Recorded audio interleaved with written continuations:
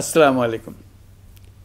শুরুতেই আমি milestone school and কলেজের বিমান দুর্ঘটনায় গভীর শোক ও দুঃখ প্রকাশ করছি। জাতির জন্য এটি গভীর বেদনার ক্ষণ। আমি এই ঘটনায় নিহতদের আত্মার শান্তি কামনা করছি। যারা এখনও হাসপাতালে চিকিৎসাধীন আছেন তাদের দ্রুত আরোগ্য কামনা করছি। এই ভয়াবহ দুর্ঘটনা আমাদের আরেকবার স্মরণ করিয়ে দিয়েছে চিকিৎসক ও স্বাস্থ্যকর্মীদের অবদান, তাদের পেশার মাহাত্ম্য। যখন চারপাশে শুধু আতঙ্ক, কান্না আর অজানা আশঙ্কা, তখন আপনারাই আমাদের আশার আলো। এই কঠিন সময়ে যারা ক্লান্তি ভুলে আহতদের সেবা দিয়ে যাচ্ছেন, আমি জাতির পক্ষ থেকে আপনাদের কৃতজ্ঞতা জানাচ্ছি। প্রিয় চিকিৎসকবৃন্দ, যুদ্ধের সময়ও আক্রান্ত ও আহতদের চিকিৎসা বন্ধ করা যায় না। এটা আন্তর্জাতিক আইনে স্বীকৃত। এর ব্যতিক্রম আমরা দেখেছি এই বাংলাদেশে 24শে জুলাই গণ অভ্যুত্থানের দিনগুলোতে।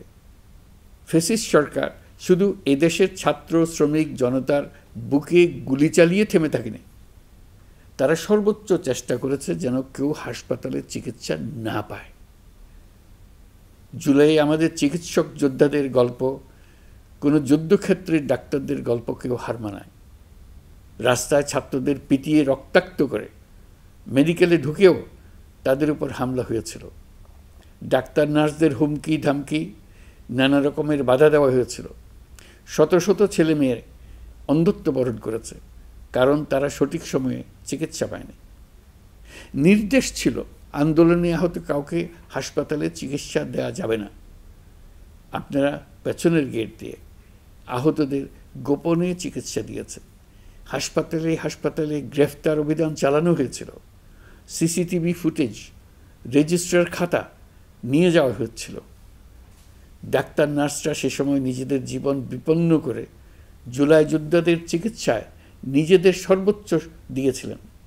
তারা রোগীর কোনো তথ্য নথিভুক্ত পর্যন্ত রাখেন নাই, কারণ এইসব নথির সূত্র ধরে আহতদের গ্রেপ্তার করা হচ্ছিল।